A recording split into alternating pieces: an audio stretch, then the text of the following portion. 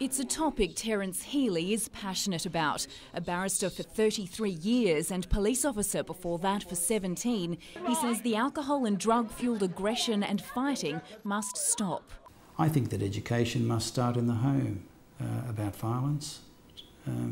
Education must be continued at school, in football clubs. He says real heroes walk away. Time is on their side. Between stimulus and response there is a space. And in that space, if every young man was to consider in that space it's his space, and how they react can determine the rest of their lives. Mr Healy's worked on many cases of single-punch crimes and says as well as the impact on the victim, it's also devastating for the offender and their family. Many, many mothers have been in my chambers, crying and distressed, together with their husbands, the siblings, the girlfriends and the close friends of the offender. They're all impacted upon. He represented Jeremy Beasley, a young Newcastle man found guilty of manslaughter and sentenced to 3 years behind bars. I think the judge had to be fair to both sides, and I think he achieved that. 32-year-old Greg Newton died after being hit in the head in Newcastle's Beaumont Street in 2009. He was knocked backwards, his head hitting the concrete curb. Beasley delivered the deadly blow.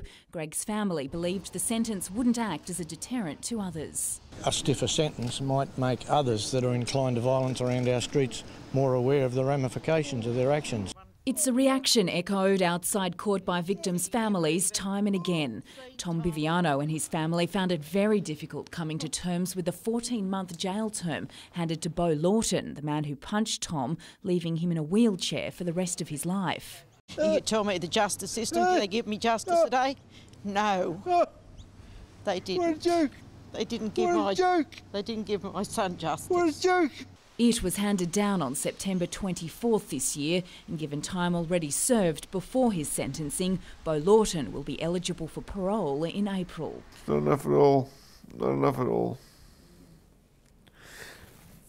Wish I got given a sentence. In 5 years would be good. Tom was in court in March last year when Lawton pleaded guilty to recklessly causing grievous bodily harm, jailed for a minimum of 3 years and 9 months.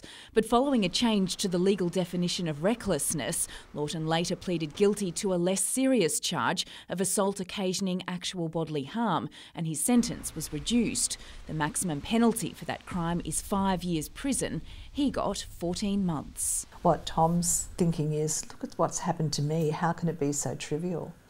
And it will never make sense, because it doesn't make sense. Robin Cottrell-Jones has supported victims of crime for 18 years. Victims will always say that the legal system lets them down because it isn't about the effect on the victim, it isn't about the long-term damage, the fact that their lives are utterly over in the way that they were. It's about what the offender can be proved to have been thinking at the time or doing at the time and what they really intended. She says victims have very few rights and often aren't players in the court system.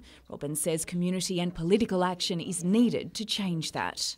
I guess the real question is the way the law working now right for today's society?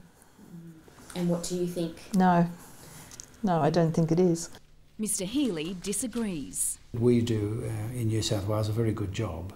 Our sentencing laws are considered and measured by very experienced judges. According to the Bureau of Crime Statistics, in 2010, 27,000 people were convicted of assault in New South Wales. 31% were serious assaults causing injury. Of those, 18% received a jail term, averaging 13.3 months.